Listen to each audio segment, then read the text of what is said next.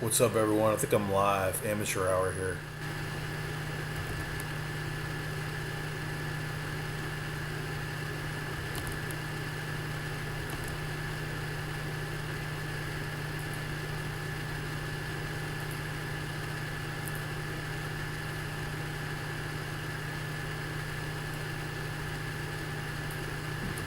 Testing. Hey, what's up? Can I you hear me? think I'm live. Amateur Yeah. hour here. I got some echo coming from you, but it's like you hearing yourself. I guess it's just your stream. Yeah, it was just playback from the YouTube stream because I'm live. Yeah, it's my first time streaming, so Well, it's like amateur hour. How are you? pretty good. Yeah. Um, so your voice is kind of cutting out a bit. You might want to change your Discord settings. Um, if it's on push to talk, you might want to set it to just input threshold. Yeah, it's just on the laptop desktop, so I don't think that's an issue. Yeah, I mean it should be fine, but All right. just be aware that the last part of your sentence is being cut off on Discord, maybe not on your stream. Okay, I got you. So what you're hearing? Yeah, exactly. And let me just start my local recording as a backup. Okay. So, good to hear from you. Yeah, I was yeah. glad to hear you wanted to talk. Yeah. Hope you're doing good. I don't know. I was watching some old streams. There's so much material. It's entertaining. Um, just in case there's anyone who doesn't know who we come out of the Luke Ford sphere, I guess it's called. You were his co-hosts, I guess you would say, for quite a while. And Yeah, yeah, you we're were one talking. of the earlier people, weren't you? I think you were on Luke Ford's stream before I was. No, that's not right. My first time I came in there, and when I went on the show, like the first time you go on, you're like nervous, don't know what the hell's going on. You were one of the first people I talked to, and I didn't know who you were, if you were like a white nationalist Oh, or I see. Okay, what the case was. so you must have confused me with or I must have confused you with someone else who was on there really early. Possibly, yeah. I mean, there were so many people going in and out of there, but yeah. I mean, what have you been up to, and how do you look at that time on the show and stuff like that? I think it was pretty valuable. I mean, it really clarified a lot of my political thinking. Because I kind of came into it with a more naive perspective on the right. I kind of thought that, um, like approximately your kind of standard populist right stuff about like the smears of the left. I thought that essentially the left just calls everyone a Nazi, and there are no Nazis. But I kind of found out that there is that antisocial fringe on the right, and even though it is an antisocial fringe and it's very small in terms of the overall right wing, it's actually not that small in terms of, say, the dissident right or the outcasts of the right. So in broad American politics, it's a fringe of a fringe, but in terms of like if you want to get into dissident politics, if you want to get into like really non-mainstream right-wing politics, it starts to become a problem. And I didn't understand that before Luke Ford's show. Yeah, it's a good description. I had never been exposed to. That's what was entertaining for me. I'd never been exposed to anyone who was like anti-Semitic or really any critical of Jews at all, or just people that were into that kind of race realism. So I guess I was sympathetic to some of their views coming in, but just exposed to the toxicity, it really turned me off. But it was a good experience um, in that respect. You know what I mean? And then let's see, I kind of created a list of questions, but yeah, because you kind Sure, of I've noticed that you've been making a lot of videos lately. yeah, I've seen some of them. I started a stream, and I would have started earlier. And the lame reason is I just had such a horrible phone that I wouldn't have been able to do it. It was that horrible a phone. So I have a phone, and I just do it in my car. It's not really much opportunity costs, and just kind of speak on my mind. I mean, I don't feel like I have some crazy skill as a streamer. It's just the desire to do it and kind of get your thoughts out there. And Yeah, I don't look at myself as I some. think it's best to be casual anyway under these circumstances because it seems like as bad as it was, it's getting worse in terms of like tech platforms and deplatforming and stuff like that. And there doesn't seem to be any sort of alternative on the horizon. You know, like there's this perpetual vote problem. I don't know if you've heard of Vote or any of the other Reddit alternatives, but like whenever someone comes up with a alternative to something like Twitter, like Gab, it becomes like full of exactly the sort of toxicity that people want to get away from. Um, Right. like the way that someone I respect put it was like when you create a no witch hunt zone, then the first people who come to it are witches. Yeah, I gotcha. Um, yeah, I just kind of. Yeah, so you get like all the crazies in there that you try to avoid. That's unfortunate. Um, Yeah, but I remember you saying you didn't get everything out of the Luke Ford show that you wanted to, or something. Maybe in your Discord. I don't. Wasn't sure quite what you meant by that. yeah. Well, I definitely didn't. Like, I had much higher hopes, not just for the Luke Ford show, but for YouTube in general, and for what you might call the dissident right in general, right? Like back then, it was called the alt-right, and then the alt-right basically got taken over by the antisocial elements, and that's a process that basically continues to this day, right? Action that would improve the country if it came into power, and those dreams have largely died. Now the question is, what are the steps forward from here? I think that there are still things that need to be addressed, right? Like all the problems that I had before with the political system and with the ideologies that are taking over college campuses and increasingly the country as a whole. Those problems still exist, but it seems like it's that it it's becoming a foregone conclusion that they're not going to be addressed, and so kind of in like a Chinese cultural revolution situation, only much milder, a lot less people being killed, but the same sort of dynamics at play. Well, the cancel culture is just gone. I made a video today talking about cancel culture and deplatforming and all of this, and it kind of is nothing new. I mean, people have always been quote canceled or fired from jobs because there's some sort of moral order that has to be maintained. That's kind of unavoidable to a certain degree, but now we're in a accelerationist period where people are, you know, between social media and just this crazy leftist morality, people like the head of CrossFit are being forced out of their companies, and it's just gone completely haywire.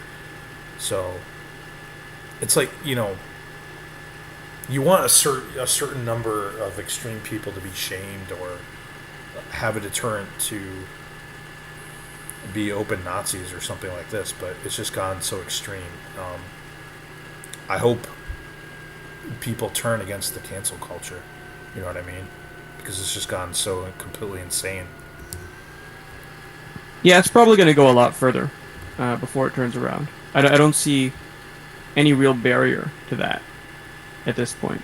Right. So, yeah, and it's worth keeping in mind that it could be much worse, and it has been much worse, and it likely will be much worse. Like, we haven't really gone through that much yet. So, yeah. And the question is, what do you do with that practical situation, right? Like, the people who stand up in, like, a populist way don't tend to be rewarded that well. And it doesn't tend to work very well. You need, like, a critical mass of people, and you need legitimacy. And right now, our lefty revolutionaries kind of have that. Depending on how you define them, but I'd say kind of like the radical left ideologues who are who want to march through institutions. They really do have their eye on the ball, and they are accomplishing the things that they want to accomplish, and that will likely continue. I don't really like the kind of populist angle, which is, well, people are going to wake up, and then it's all going to be undone in a great wave of populist resentment. That's not what tends to happen. Like, maybe very eventually, that happened in China, people tend to, like, the next generation tends to look with a kind of distaste upon the excesses of their forefathers, but it's very unlikely to just reverse itself because of an immediate populist backlash. Yeah, I mean, you spent so much time, more you so than me, spent so much time dealing with the anti-Semites, or whatever you want to call them, on the Luke Ford stream. Sometimes you can lose track of the fact that, especially right now, it's the left that's threatening. I mean, what is the alt-right doing? They're spurging online. The left is establishing these autonomous communities and cities and taking over cities and burning shit down. So to me, that's more concerning than... I guess I kind of look at these crazy anti-Semites as the threat there is more of a symptom of the fractionation of society. So to me, it's not the biggest concern. It's what we're seeing now. Society fracture apart. Yeah, I mean, I guess my objection to that is that if you're in this space, then it is your business, right? So, in terms of the broader society, the dysfunction on the alt-right isn't that important. But if you're, like, in the dissident right, if you're in, like, the broader fringe right sphere, then that dysfunction matters. It reflects on you. And so, like, that's kind of your community. It's kind of your business to clean it up. And if you don't clean it up, then why should anyone take you seriously as an alternative? That's basically the problem, and it's what I've said all along. These antisocial slash crazy people, they utterly discredit the fringe right or the non-establishment right as a solution. And when you have, like, we're living in a world where there are competing visions, and I have a vision that I would like to put forward that is not the vision of the left, but as long as and the establishment right, both the establishment right and the establishment left are not concerned that much with, like, a sweeping radical change, with any kind of real inspiring vision.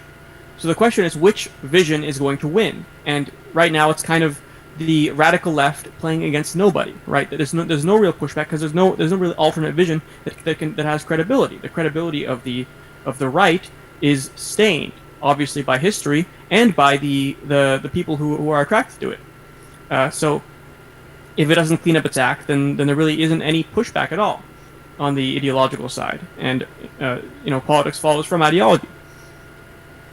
Well, if you look at, say, like Charlottesville, something that could have been maybe a productive event. You don't want this statue that you value to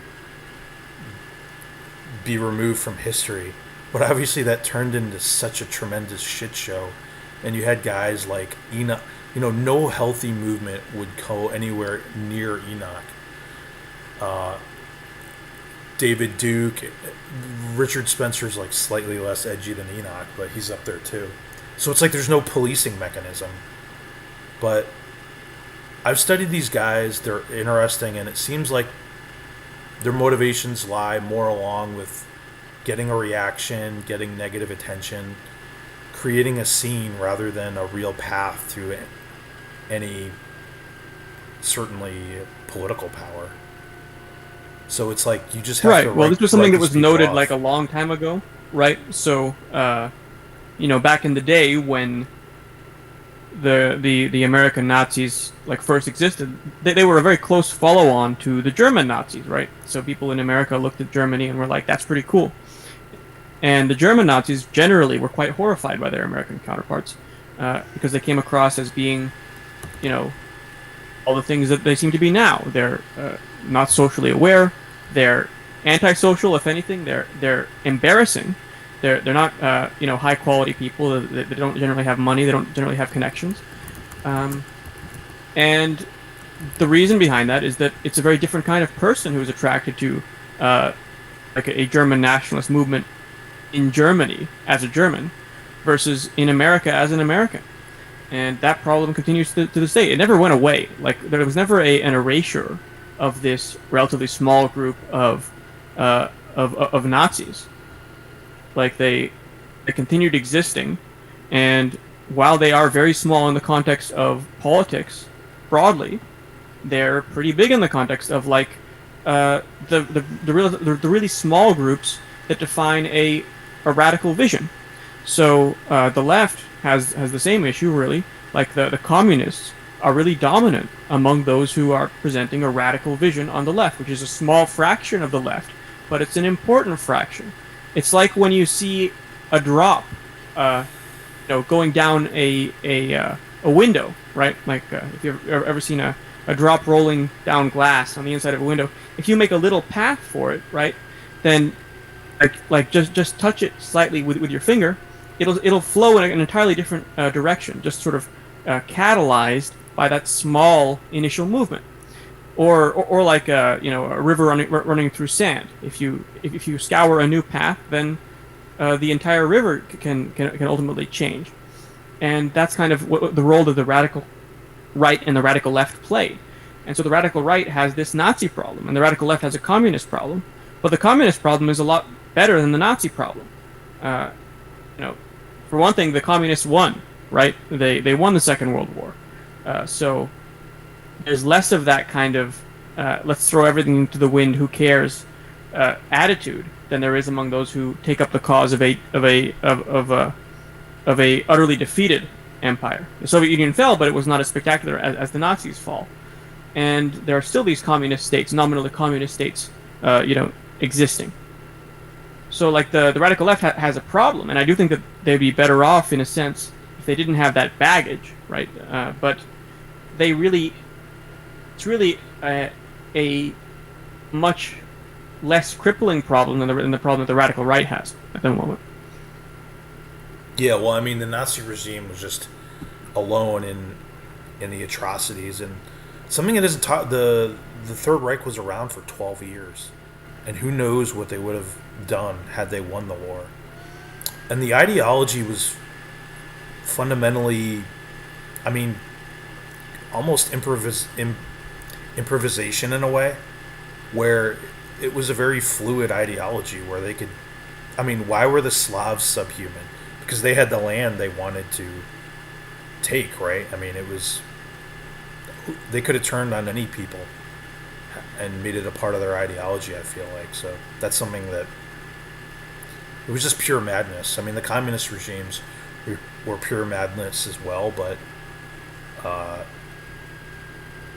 not as murderous as the Third Reich with its racial order. I would broadly agree, but the communists are giving the Nazis a run for their money, especially when you count things like Cambodia. There have been, and when you go back further, like to the French Revolution, you can find like the radical left has a lot of blood on its hands, and that should not be forgotten. Yeah, absolutely. I just feel like the Third Reich kind of stands on its own.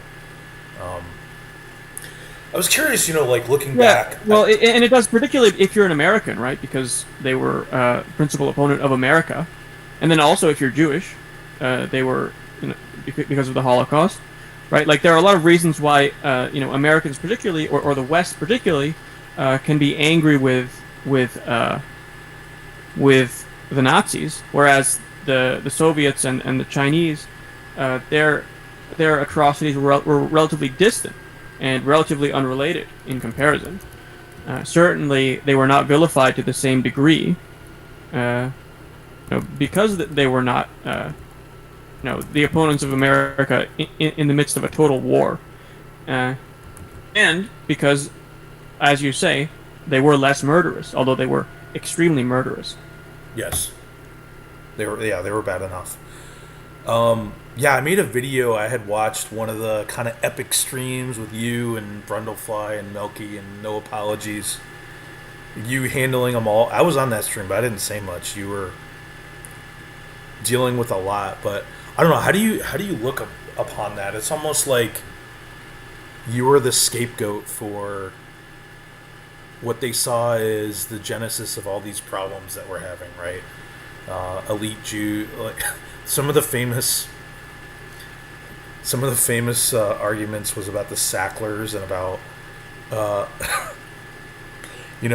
what's his face, the guy that killed himself, Epstein. Epstein, and like, I thought you had, some pretty good nuanced takes about them, but it was always viewed as, oh, it's a rear guard trying to defend the Jews, and it was just really entertaining, but also totally crazy. I don't, and then Yeah. yeah, I mean, I said in the video, like you're so good at arguing.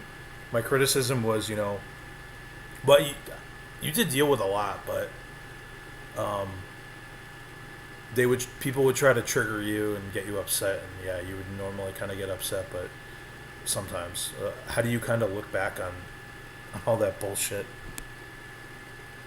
Well, yeah. I mean, they're they were antisocial, right? Like they obviously didn't like me, but beyond that, they were willing to like burn every bridge with like common with what the society considers common decency in order to try to hurt someone who they didn't like.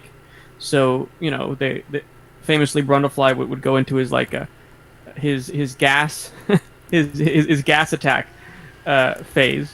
He'd be referencing the Holocaust and being like, well, maybe it's going to happen to you, and that sort of thing. And I don't know. I mean, like I said, what I took away from it was that there really is this super antisocial fringe that's if not Nazis themselves, and a lot of them are sympathetic to the Nazis, and that's a problem, right? So that was kind of, they were adversarial to me first, but then from then on, the show had that element where I was truly the adversary, right? Like I was alienated by that, of course, and it's only natural. And that's the experience that I think generally a lot of people have, whether they're Jewish or not. This group of people is just not particularly good at coordinating, and is constantly at each other's throats, and has all this kind of terrible baggage, which makes it a real, like truly an embarrassment to be associated with, right? Like truly damaging. Like, they would keep on talking about how, XYZ, like you better watch what you say, whatever. But the background of this is that in even engaging with them, and in even giving them as fair a shake as I was giving them, I'm risking far more because of how despised they are, and they just don't have any connection with reality. They don't have any notion of how despised they really are, and or they do have that notion, but they just don't integrate that into their behavior. So it's like a group of people who are extremely despised, who are extremely aggressive and destructive to everyone associated with them, and like the radical right cannot survive as long as they're prominent inside the radical right. Yeah. Um, I mean, I feel like that was a lost opportunity because there could have been a lot more cooperation and common ground and discussing of real issues. Like, I came in there really wanting to critique Jewish identity politics and other things, but when you're dealing with people like that, that's not the kind of space where you want to do it, because they're just gonna, whether they're trolling or um, just gonna use those words against you in a dishonest way. You know what I mean? So it was kind of a lost opportunity in that respect. But at the same time, it made for some really hilarious streams that you can go back and watch. So I don't know. It's kind of a Yeah, lost one I way mean, and a win it another. was. There were times when it was pretty fun, right? But gradually, or not so gradually, I stopped having hope that there would be any kind of agreement. And to be fair, like the other side had that same perspective. They were like, well, the gap in worldview is just too immense for there to be any productive conversation, and that's an interesting kind of problem. But I really don't think that was exactly it, right? So I've been kind of refining my political views on what I don't like, and I was thinking about it before the call. I was thinking like, am I anti-populist as a primary orientation or what? And I think it's just that I'm against people who are short-term oriented, right? I'm against people who, instead of taking the route that will be best in the long run, they just gratify themselves in order to satisfy some antisocial urge, or even just some more basic short-term interest. And that really describes a lot of the bad elements of the radical left and the radical right. You know, they'll knock over the apple cart in order to get apples now, and forget about having apples later. Right? They'll smash in a supermarket, burn it down because they want the stuff now and they want to express their anger, and they want to have fun, but they're not concerned about the long run because they just aren't. Right? Some people are just like that. They're not concerned about the long run, and that was, you can see that was the behavior of a lot of people in the Luke Ford stream. They didn't care really about anything in the long run. They just kind of cared about winning or hurting their opponents in the immediate term. And one complaint that I have with people who are on quote unquote my side is that they keep on tolerating this behavior and not smacking people who behave like this down. Right? Like there needs, for people who are short term oriented, there needs to be a short term punishment. They're not going to be deterred by some long some long-term consequence, because that's just not how they are. And you know, the right has been overtaken with the radical right has been overtaken with these kinds of people. The radical left, on the other hand, has the same kind of problem, but as I said, it's a war of ideologies. So as long as their problem is not as severe as the radical right, then they're kind of going to lead society by the nose.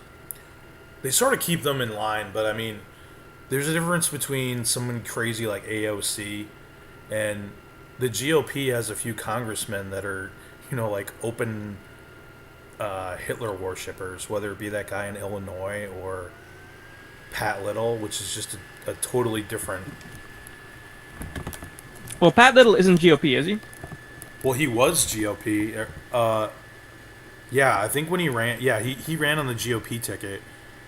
And he tried to go in California. I don't think he did. I think that, or I think that the California has an open ballot, so you can run as like, you can have infinite GOP candidates. He was a Democrat, wasn't he? Yeah, because he.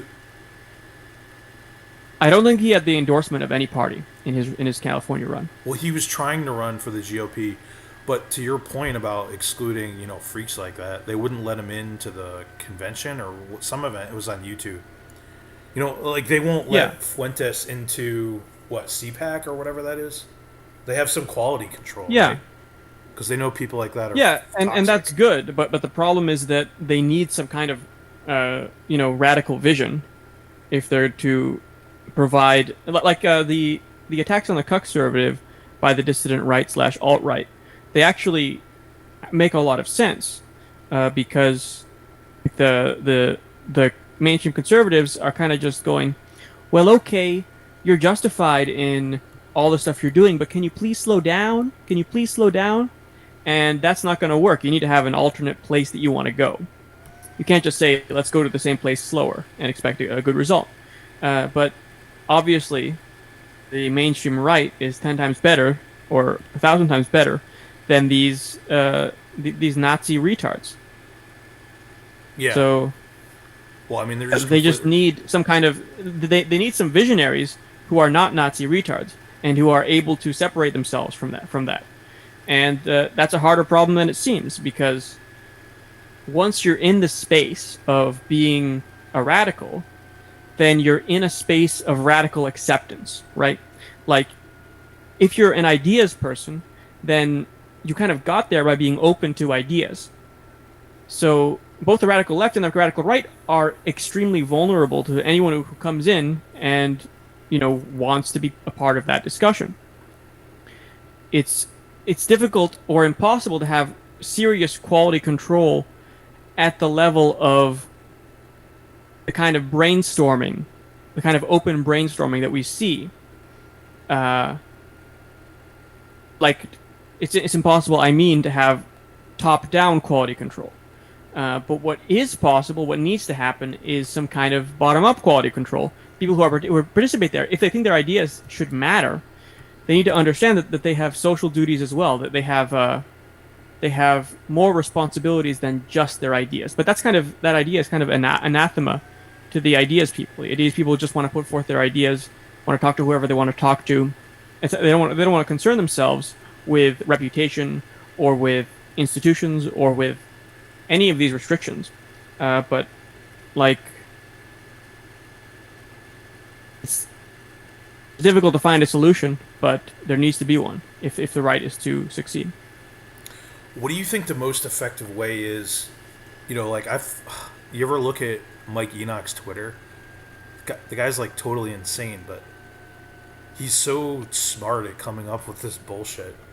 And I think his followers have they've grown a lot lately because there's just so much crazy shit going on and people are more into his takes on it. But from like 10,000 to 13,000, which that's minor on Twitter, but he's growing. What do you think works? Yeah, definitely. I mean, if they're allowed to, then these people grow followings for sure. Because the ADL has their kind of, Jewish organizations kind of have their stock strategies of, write an article on the ADL website or maybe try to get their payment processors canceled or they try to get them deplatformed. But what do you think is really the most... Yeah, it's been pretty effective, actually. Yeah. Like the only effective opposition has been this kind of lefty deplatform / demonetize. Like there hasn't been any other real effective pushback.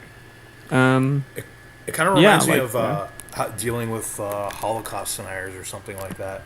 It's like they have these strategies, or Germany has their own strategy, which is different from maybe how people deal in the U.S. But everything, what people fail to realize is, everything has a consequence.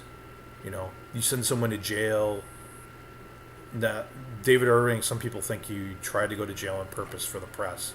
Now they're a pariah, they're a martyr, etc., etc. Yeah.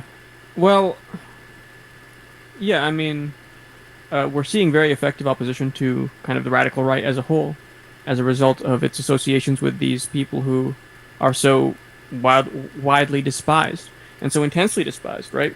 Like, the intensity with which Jews dislike Nazis is like similar to the intensity with which the Armenians dislike the Turks who slaughtered them, right?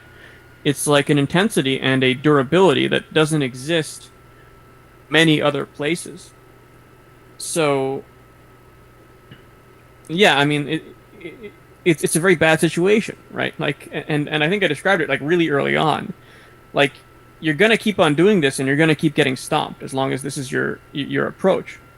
And it seems they're bound and determined to just continue on this path. But like I said, when you're talking about like radical spaces where you're trying to figure out new and very different ideas, it's very difficult to police those spaces inherently because they're full of people who are interested in exploring these ideas completely unfettered. So, like, to a certain extent, it's a poison pill that you can't take out of your mouth, right? And that's sort of where I despair, right? Like, I start to think that politics is just completely fucked because the left basically is just less fucked than the right. Like, the left is terrible. The left has all these terrible associations. The left has all these, like, whenever they've taken over a place, it's been a complete fucking bloodbath, right? A complete embarrassment. And yet, they don't really hold a candle to the Nazis in terms of how much they're despised, and that's just a reality that the radical right has to face. So at this point, I don't know. I mean, this is kind of what inspired my turn towards libertarianism, which is kind of not. It takes a very different route than the radical right as a whole, and it allows you to get a whole different set of allies, and it allows you to alienate a whole set of people who are just totally antisocial. And also, yeah, so I think that like this focus on markets, libertarianism, uh, is kind of necessary in terms of trying to create an alternate vision to the left, because all the other space is just tainted by this association. Right, I gotcha. And yeah, just to apologize for anyone in the chat. I'm kind of multitasking, amateur hour here, but welcome. Talking to Kyle. Let's see. What I was just thinking, some of the famous buzzwords on some of those shows, like mentally ill. You would call people. You would say mentally ill, and Brundlefly would repeat mentally ill. Mentally ill. I'm mentally ill. That was just one of those funny buzzwords amongst many. Yeah, I wouldn't say they were like literally mentally ill as diagnosed, as in being diagnosable necessarily, but more kind of deluded. Definitely. yeah. Um, I mean, someone with a Jewish wife who kind of blows up his relationship in order to talk about how great Hitler was has some problems, right? Has yeah, some but some pretty it big doesn't it problems. seem like there's a piece missing? Like maybe he got divorced. I don't know. Well, not really. Like one of the things that I think we've discovered from the Luke Ford show is just the power of ideas, right? So like this is something that Sam Harris goes into actually on a different subject, on the subject of radical Islam, and he's like, people find it very hard to believe that someone can read a book and then like have their life completely turned upside down, turn into a terrorist, a suicide bomber, but that in fact does happen. And the people who are surprised by this are those who just don't have intimate experience with converts. So what happened, I think, is that basically, this is people got exposed to a new kind of propaganda, or not new kind, but an old kind of propaganda that is not commonly circulated. Some people are susceptible to it, and they were radicalized, right? In the same way that like a suicide bomber is radicalized, and there are ideas that drive people crazy, and that's just something you have to realize.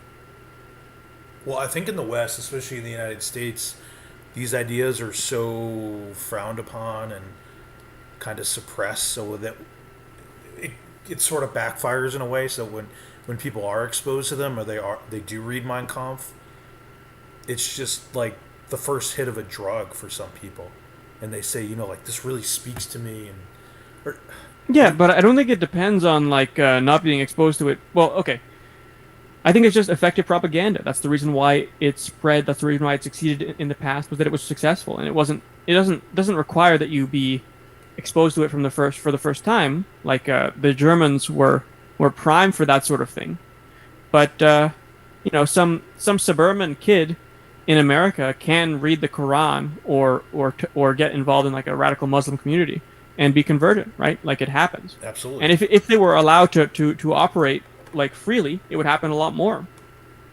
Someone in the chat says something interesting. Matt Young says Kyle's prediction of 400 years of stability in the U.S. seems to have been a bit too optimistic. I'm not sure I said 400 years of stability. I think I said something like it'll take hundreds of years for the problems that we have to really take down our civilization. So like if we're talking about things like dysgenics and lower IQs, it'll take hundreds of years for that to tell in a way that truly renders us, renders us incapable of sustaining civilization. And that's like a reply to people who are saying, "Oh, it's all going to come down very soon." Like, no, it's not going to come down very soon. Or at least the technical problems that we face are not going to be insoluble for a very long time. It's going to take hundreds of years to really collapse us. But something else could hit us, right? Like a once in a century plague can make the next couple of years pretty unpleasant, right? And that's just something that can always happen. Yeah, I was thinking, forgot to mention earlier, but well, I fucking hate Antifa, and I don't like the people like the Mike Enoch types, the Wignats. But they're enemies, and they fight each other and dox each other and this and that. So that can be a useful strategy. Let your enemies fuck each other up. Like that happened in Yeah. in New York, it was. I don't know how extreme the Proud Boys aren't as extreme as the Wignats. I think that's what's his face's organization. Maybe it's more of a gateway thing, but them and Antifa wailed on each other, and a bunch of them got sent to jail.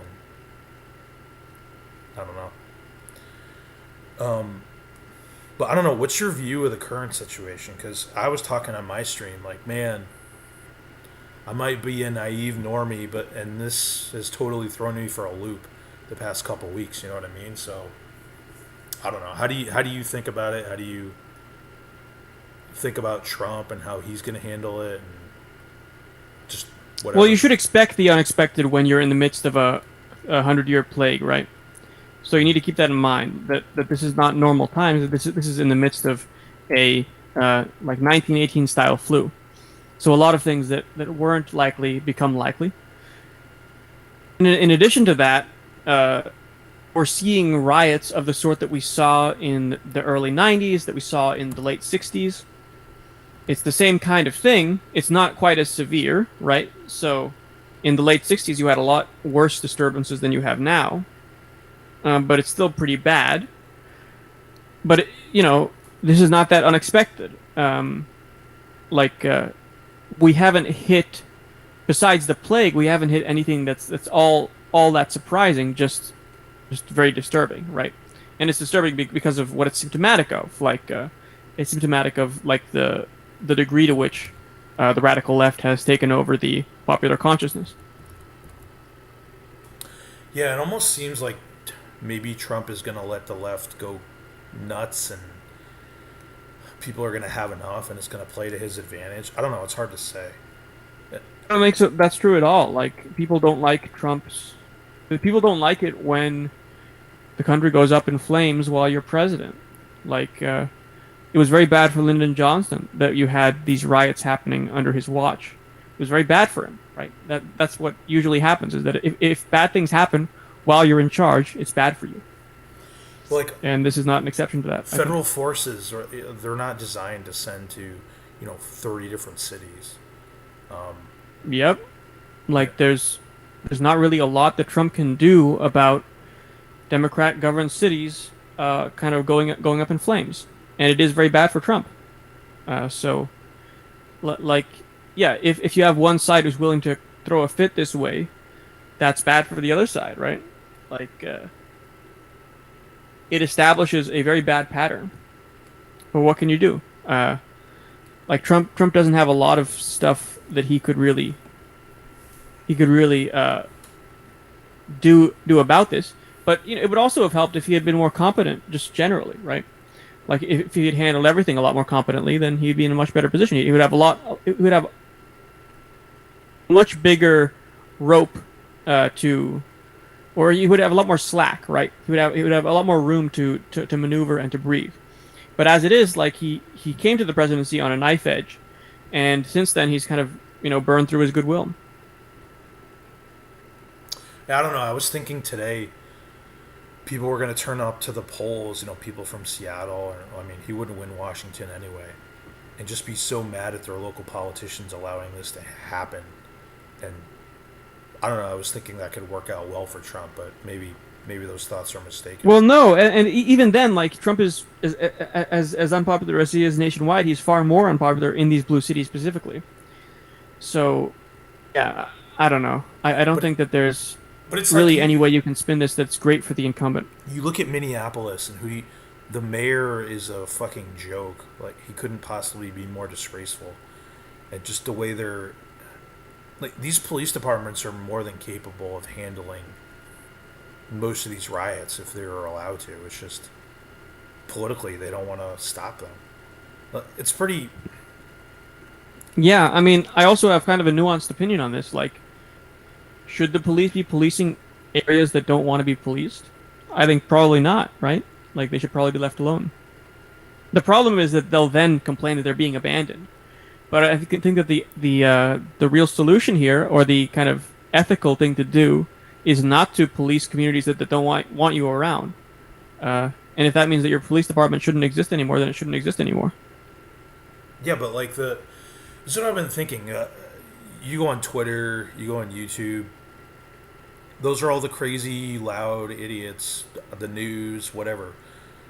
Well, where's the silent majority? I guess they show up during election day, but those are the people that want policing. Those are the people that like their police, even in the black Well, community. there's no one who's silent really. Like if you look at the 2016 election, it was like very very close to the polls, right? It was very very close to the overall nationwide polling, and so there wasn't like a silent majority that woke up and was like, "Screw it, we're gonna vote completely differently than it seemed like we were gonna vote." That just didn't happen. Well, there was kind of So what like we're seeing in the polls is represented by is representative of the country, or at least the country that votes. the silent, secret Trump voter that was afraid to tell anybody. You know what I mean? That's why that was the theory why he underpolled, and there was a local Yeah, but broadcast. he did not underpoll by very much nationwide. Like it was Really? very very close to the overall polling. Let me see if I can Because find I it. mean, election day that wasn't the craziest event ever, but it was the most Trump beating Hillary to me anyway, and to a lot of people was the most. We thought we were doomed with Hillary. Like fuck, Hillary's the president. Fuck it. It's like it's done. It's done. It's set in I stone. mean, I agree. Like that was an amazing event. Like just to be a part of, and it was even all the more amazing because it was Donald Trump, right? Who you would never have dreamed would have been president, and obviously Clinton was projected to win. But I'm looking at the results now. Like the polling average was Clinton plus 3.3. The actual results nationwide was Clinton plus 2.1. So again, the polls were extremely close to the actual votes, Okay, I think it was. and there was no like silent like, oh well the Trump people are not going to announce how they're going to vote. The Trump people did announce how they were going to vote. That's why it was within like a percentage point. It was more localized. Like the fact that he won Pennsylvania was amazing, and Michigan. It was like that has been unprecedented for Republicans in recent decades. But it was a unique election. Yeah, and these were very close victories, right? Like Yes, in battleground states. I mean he I even mean, almost yeah, won I Minnesota. don't think that the Trump is going to win again. I think that Trump is going to lose this time, like regardless of what the Democrats put forward. Oh Um, fuck. and like after that, I don't know. Like it's just, yeah. I mean, I think that if you're concerned about this, the way a country is going ideologically, you need to pivot somehow, right? And that's my move is to say, well, the libertarians have kind of the best answer to a lot of these things. Uh, they have the appeal that you need to have, the people who matter, the people who are successful. You have kind of the anti appeal that you need to have towards the unsuccessful antisocial people. You know, libertarianism kind of repels those kind of people, and you have kind of a vision that's increasing in power with like the SpaceX launches and stuff. Do you pay attention to that kind of thing, to the technology news? Not really. I know that. I think it was last week they sent the first guy into space privately or something like that. It's Yeah, been a like a while. SpaceX rocket contracted by NASA sent astronauts back to the space station for the first time since the shuttle stopped. An American company launched someone into space. Yeah, that's amazing. I didn't even know it had been that long. Yeah. Yeah, we still were in space, but we had to buy it from the Russians. We had to buy rides from the Russians to get to the space station. Oh right. Okay. Yeah, I went to the NASA headquarters is in Houston, so I've been there, and that's where they train underwater, and that's pretty amazing. Of course, they launch from Florida, but the main facility is in Houston. Um, yeah. Anything else you want to touch on, or well, I think I asked what No, it you. was good to talk to you. It was good to catch up, man. I was hoping maybe Yeah, because some other people would come as well, yeah, I, but yeah, I mean, I always want to catch up with the old Luke Ford people, like you and Conops and everybody else. Like it's just a blast from the past, and it's good to talk without that kind of the unwanted element butting in. yeah. Well, it was just super entertaining. Like yourself, I learned a lot. Actually, the Luke Ford show probably played a bigger role in my view of the world and politics than anything else, which is kind of crazy thing to say. Um, and then I know like those people are just individuals, but they're reflective of the way a lot of people are thinking now. Like these crazies on Twitter, they have this crazy worldview. I've just been trying to understand it and dissect it. I talk about it on my channel a little bit in some of my rants. Yeah, Like, I mean it's a world of radicalization, and it's radicalization that has real effects on the world. But on the other hand, it doesn't have the effects that the radicals really want, right? Like their dreams are unreachable. Their dreams aren't connected to reality, but well, they can keep on abusing people as a result of I, their zealotry, right? Um, I kind of and see it. so, yeah, I was gonna say, I kind of see it as a big cope, a lashing out. Um, they have no real way to put their plan into action, but they're lashing out, trolling, getting followers, you know, getting the memes to circulate, and that's just kind of what they're doing and waiting for opportunity. I mean, it's times like this with this rioting and the disease that the radicals like that gain a following, and you know what I mean. So that's just what they're doing right now, denouncing Trump, calling him a traitor. They just don't really have a home outside of what they're doing, yep. But it's been Well, it interesting was good to try talking to. to you. Yeah, it was good to talk to I you. gotta head out, but And yeah. any real quick, Well, let's talk any again sometime.